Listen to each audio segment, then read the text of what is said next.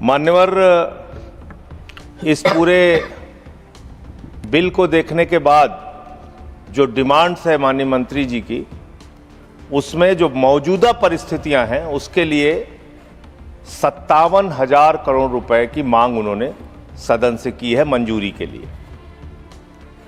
मान्यवर, अभी जब नेता सदन बोल रहे थे तो उन्होंने कहा कि ये जो संकट है, विपत्ति का काल है, इस काल में विपक्ष हमारा साथ नहीं दे रहा है। ये विपत्ति आ पड़ी है, आई हुई विपत्ति है, इसमें तो सबको साथ देना चाहिए। लेकिन मैं आपके माध्यम से सरकार से पूछना चाहता हूं, यह विपत्ति आई हुई कैसे है?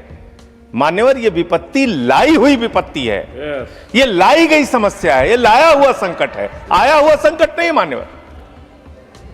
तो यह लाया हुआ संकट कैसे है?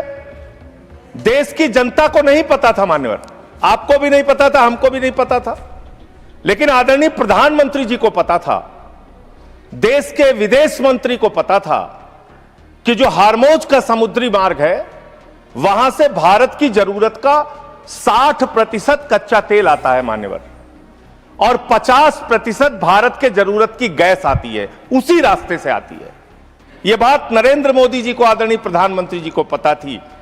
तो मैं आपके माध्यम से पूछना चाहता हूं कि जब वो हार्मोज का समुद्री मार्ग 60% से ज्यादा ईरान के रास्ते में आता है, ईरान के कब्जे में आता है, तो ईरान से तू कौन मैं खामखा जबरदस्ती झगड़ा करने की आपको जरूरत क्या थी? इसलिए आपने जानबूझकर देश को संकट में डाला है। यह संकट आया हुआ संकट नहीं है, यह लाया हुआ संकट है, और इस लाए हुए संकट के सबसे बड़े जो प्रायोजित किया है जिन्होंने संकट, उसका नाम है देश के प्रधानमंत्री आदरणीय नरेंद्र मोदी जी। मान्यवर, यह बात देश की जनता को पता होनी चाहिए।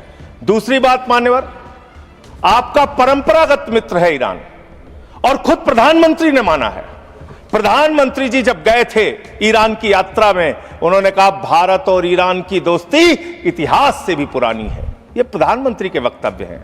उन्होंने खामेनेई जी को कुरान की पांडुलिपि भेंट की थी 7वीं शताब्दी की मान्यवर। उन्होंने चाबार पोर्ट का समझौता किया था, जिसका बखान प्रधानमंत्री ने खूब किया कि भारत का व्यापार बढ़ जाएगा, पाकिस्तान की अब हमें जरूरत नहीं पड़ेगी, अब हम अपना एक अलग रास्ता बना के और भारत के व्यापार को बढ़ाएंगे। और वहां पर सरकार ने सैकड़ों करोड़ रुपए चाबार पोर्ट पे वेस्ट किया। 2019 तक भारत को ईरान से सस्ता तेल मिलता था, रुपए में तेल मिलता था, गैस मिलती थी, हमारा मित्रतापूर्ण संबंध था उनसे। लेकिन भारत के प्रधानमंत्री खामेनेई की मौत पे खामोश रहते हैं। 160 स्कूली बच्चे मार दिए जाते हैं, खामोश रहते हैं। और इतना ही नहीं मान्यवर, ईरानी नौसेना को हमने अपने युद्धाभ्यास में बुलाया, और जब वो नौसेना का जहाज वापस जा रहा था, 100 नौसैनिक मार दिए गए ईरान के, अमेरिका के द्वारा। प्रधानमंत्री खामोश, हमारे मेहमान मारे गए, एक शोक संवेदना के शब्द हमने नहीं बोले। तो ये संकट भारत के ऊपर आपने लाया है, ये आया हुआ संकट नहीं है, मैं फिर से स्पष्ट करना चाहता हूं। दूसरी बात मान्यवर, दूसरी बात, आपने जो तेल और जो ऐसे समय में 60 रुपए घरेलू गैस का दाम और 115 रुपए कमर्शियल सिलेंडर का दाम आपने बढ़ाने का काम किया। तो पूरे देश में एक हाहाकार की स्थिति है। इसको नियंत्रित करने के लिए झूठ बोलने के बजाय सच्चाई को स्वीकार कीजिए।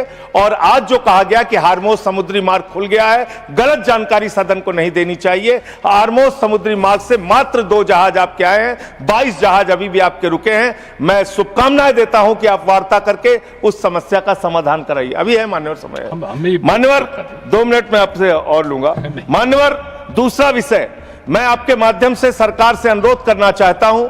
हमारी सेना बहादुरी से देश की सुरक्षा के लिए लड़ती है, और उसके साथ साथ सेंट्रल आर्म्ड पुलिस फोर्स के लोग, जो हमारे केंद्रीय सुरक्षा बल के लोग हैं, वो भी लड़ते हैं, वो भी देश के लिए अपनी कुर्बानी देते हैं। पुलवामा में 40 जवानों ने अपनी शहादत दी मान्यवर, पुलवामा में 40 जवानों ने अपनी शहादत दी।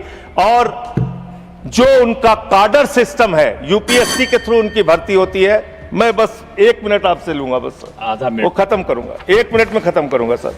मान्यवर, जो यूपीएससी के थ्रू उनकी भर्ती होती है, उसके बावजूद उनके प्रमोशन में उनके साथ नाइंसाफी की जाती है। सुप्रीम कोर्ट तक से वो जीत चुके हैं, लेकिन बार बार उनके साथ नाइंसाफी हो रही है। और 1 मिनट में अपनी बात कह के खत्म करूंगा सर।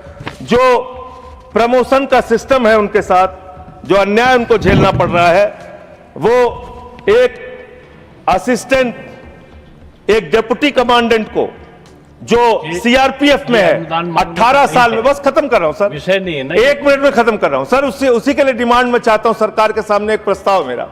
18 वर्षों में एक प्रमोशन मिलता है सीआरपीएफ के डिप्टी कमांडेंट को, और असिस्टेंट कमांडेंट को 15 वर्ष में एक प्रमोशन मिलता है। यही हाल बीएसएफ का है। लेकिन जो आईपीएस बैच के अधिकारी हैं उनको 4-4 प्रमोशंस मिलते हैं। हमें आईपीएस के प्रमोशन से परेशानी नहीं है, लेकिन बीएसएफ में सर, खत्म कर रहा हूं सर, 30 सेकंड में खत्म कर रहा हूं सर, खत्म कर रहा हूं 30 सेकंड में सर। मेरा सिर्फ आपके माध्यम से सरकार से इतना अनुरोध है कि जो हमारे केंद्रीय सुरक्षा बल के जवान हैं, जो हमारी वो सेना है, उसका मनोबल कमजोर ना हो जवानों का, और उसमें आईपीएस को उनकी पोस्टों पे ना बैठाया जाए।